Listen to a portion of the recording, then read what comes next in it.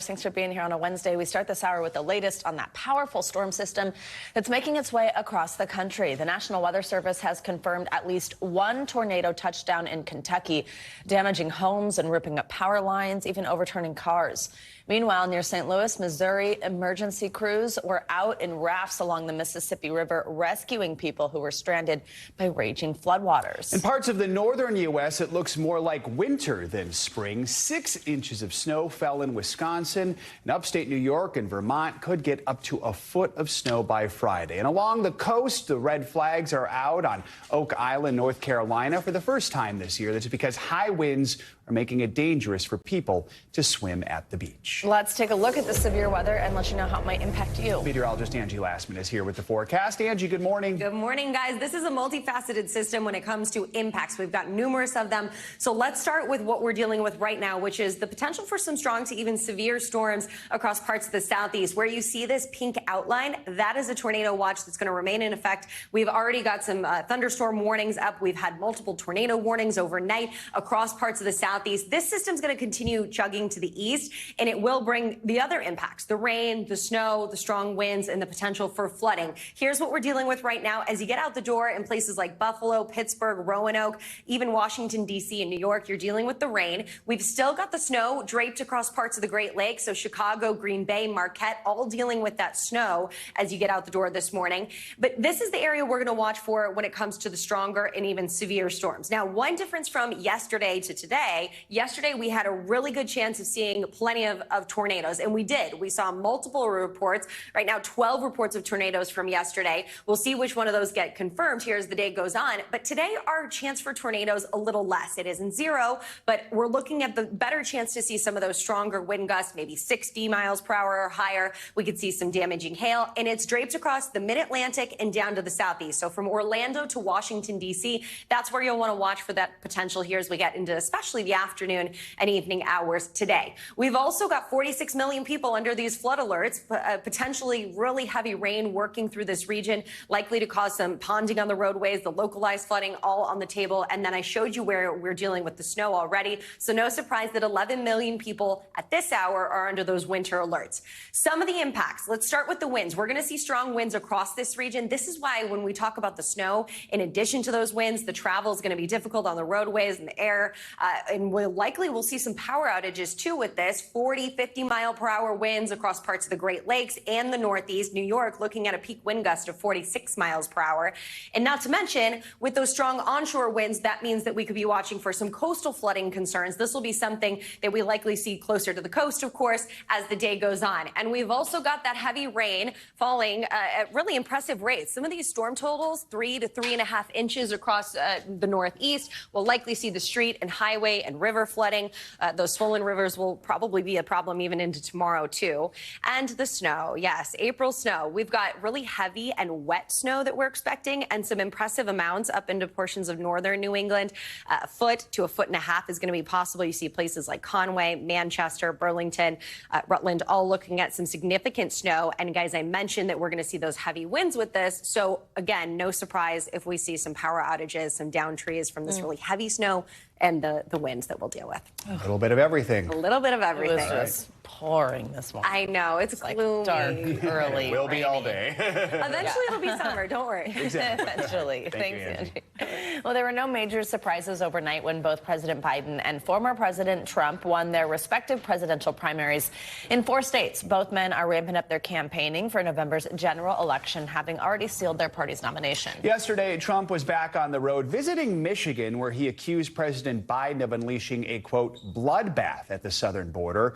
Trump dialed up the inflammatory rhetoric in his speech on immigration, with critics saying he's using dehumanizing language. After that, the former president headed next door to Wisconsin, another swing state. The Republican Party's presumptive nominee again falsely claimed he won that state in 2020 and challenged President Biden to debate him. We have an empty podium right here to my right. You know what that is? That's for Joe Biden. I'm trying to get him to debate. I'm calling on Crooked Joe to debate anytime, any place. We'll do it anywhere you want, Joe, so that we can discuss in a friendly manner the real problems of our country, of which there are many. We're joined by NBC News senior national politics reporter John Allen and our senior political editor Mark Murray. Good morning to both of you, gentlemen. John, I will get started with you. We heard more controversial remarks from Trump at yesterday's events, as Joe mentioned. Walk us through some of the key moments and claims he made when he was both in Michigan and Wisconsin. As you pointed out just a moment ago, Donald Trump is out there. He's on the general election campaign trail. The first visit to Wisconsin in 2 years. He's been to Michigan more recently than that. Of course, they have had a primary already this year. But really the big thing here is he's going to these states, and particularly in Wisconsin yesterday at his rally, and arguing that he had the election stolen from him. He not only did it at the rally, he did it on a radio interview yesterday. And of course, there are all kinds of controversial claims that and misleading claims that former President Trump makes at each of his rallies. Most of them are familiar, but I want to focus in for a minute on that election denialism, because it's something that has been pervasive for him since that 2020 election. And it's something that in 2022, during the run-up to the midterms, many Republicans were unhappy to hear. They kept saying they wanted him to get past this. They wanted him to admit reality. They wanted him to stop talking about it. It was hurting them. And now what you don't hear from any Republican elected officials is any recrimination against Trump for lying about what happened in the 2020 election. And so he's going to go out. He's going to continue to tell crowds this, continue to mislead the American people on it. He has not suffered for it within his own party or within his own base, so there's no incentive for him to stop. So, Mark, many analysts are looking at the result of the Democratic primary in Wisconsin, where tens of thousands voted uninstructed. That's what it's called. That's in protest to President Biden's support for Israel, his handling of the war in Gaza. Tell us more about what we're seeing in Wisconsin. It's a state that Biden very narrowly won in 2020, and how significant this protest vote is looking forward. Yeah, Joe, the reason we're looking at those Wisconsin primary results is just how consequential Wisconsin has been, not only in the 2016 and 2020 elections, but as we're looking ahead to 2024. And as you're not mentioning, about 50,000 people ended up voting in the Democratic primary for uninstructed, representing about 8% of all total voters. And these kind of campaigns have come up because there are Democrats and Democratic-aligned groups who want to protest President Biden's handling of the Israel-Hamas war.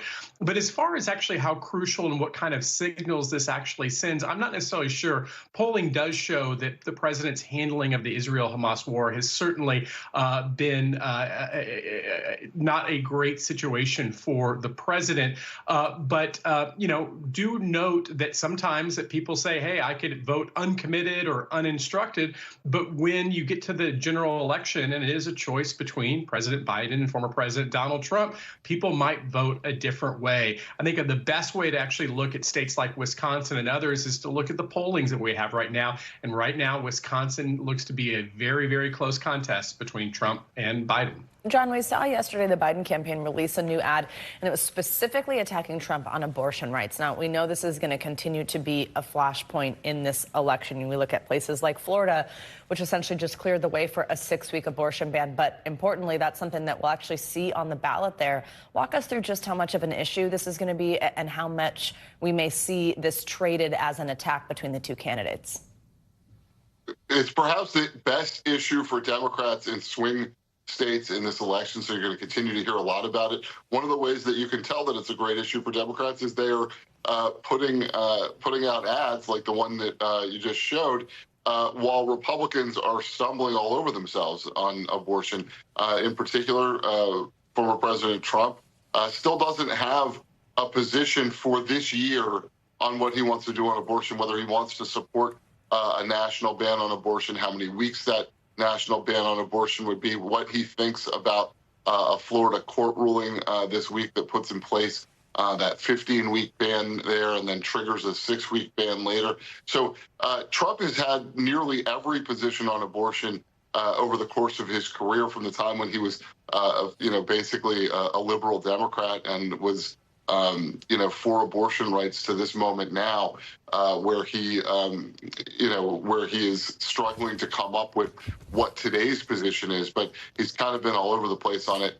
I think you're going to hear a lot about abortion over the course of the next 7 months. And Mark, there are a few other issues on the ballot. In Wisconsin yesterday, the AP projects voters have approved 2 constitutional amendments which change how elections are run and paid for. Real quick, walk us through the changes and the impact they could have.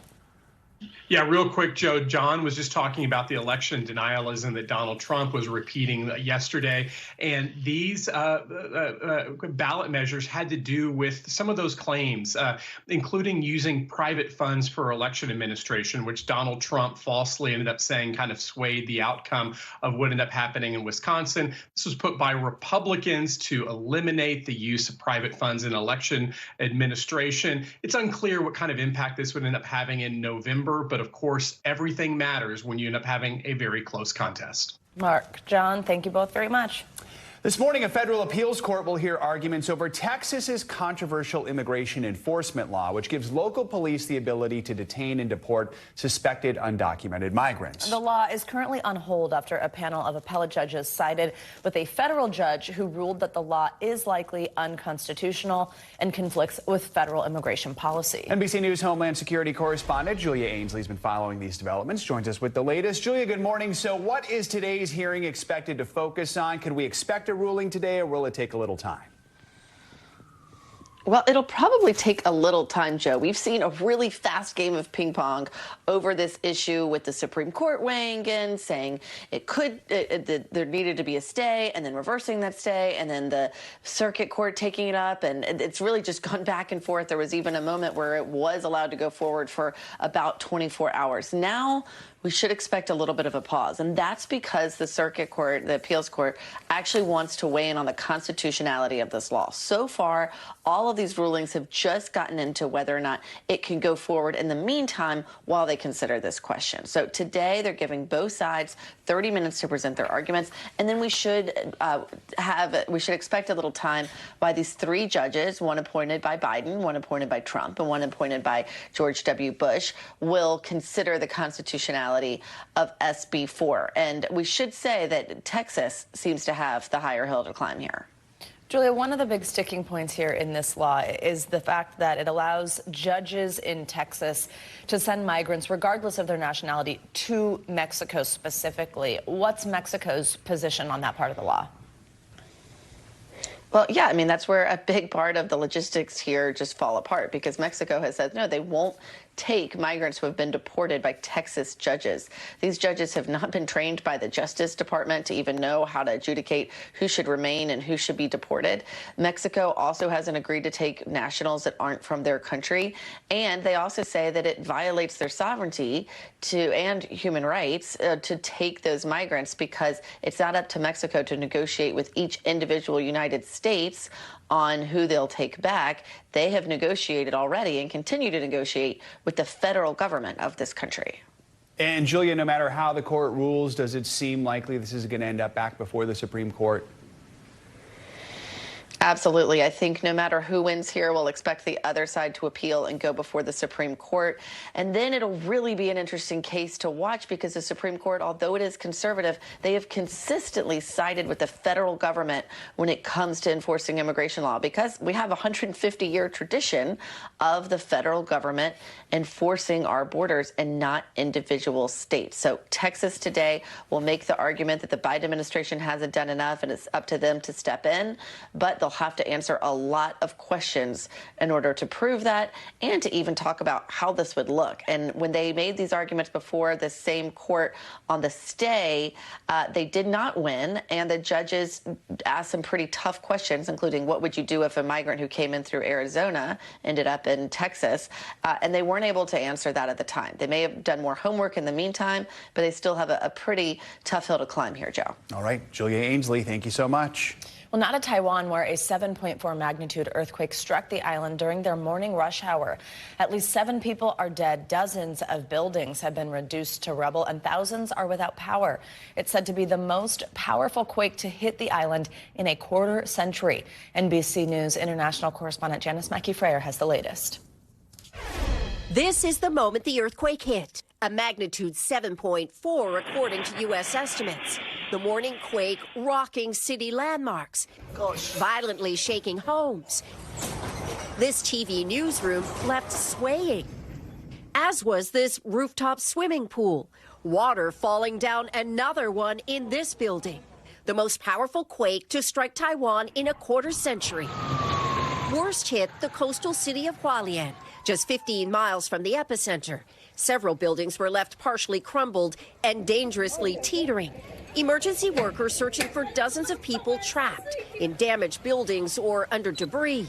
Annie Lima, an American living in Taiwan, was in Hualien when it hit. My husband and I jumped to our feet and ran for the nearest doorway and braced ourselves, and we could barely keep our balance, holding both sides of the doorway. And all around us, things were falling off the walls and off shelves, smashing and crashing everywhere. The quake and multiple aftershocks triggered landslides around the island, trapping hikers on trails.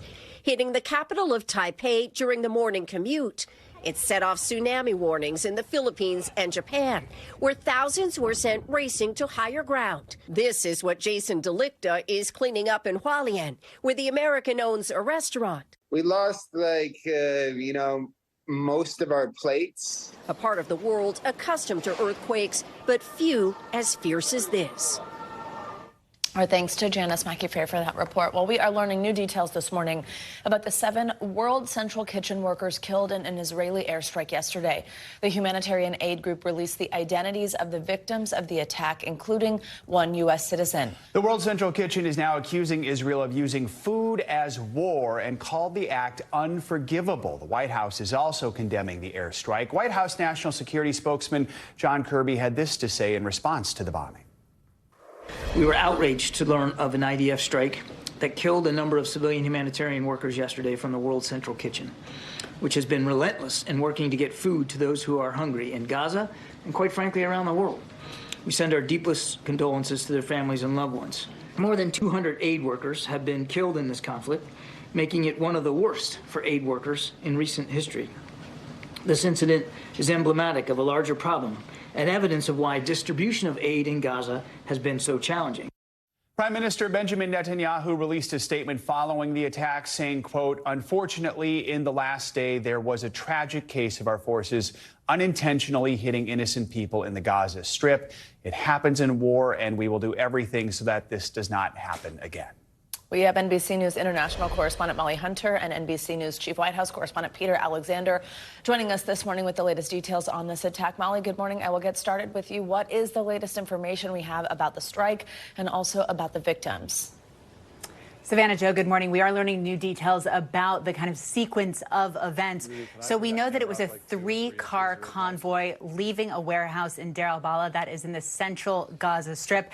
They had just unloaded food at a warehouse and they were heading south. Now, NBC News has located all 3 vehicles on a map, and you can see the pictures right here on your screen. 2 armored, 1 soft shell. Now, the photos show 3 separate precision strikes. 1 car showing clear signs of a missile strike, 1 showing kind of completely burnt out, and you can see that right there. And 1 has been basically completely destroyed, and you can see the very clear markings of World Central Kitchen. All 3 cars on about a mile and a half of a coastal road. Now, World Central Kitchen, you guys, has also now put out the names of the victims, and I do think we have, you showed some of their pictures in the intro. I do think we have that to show our audience.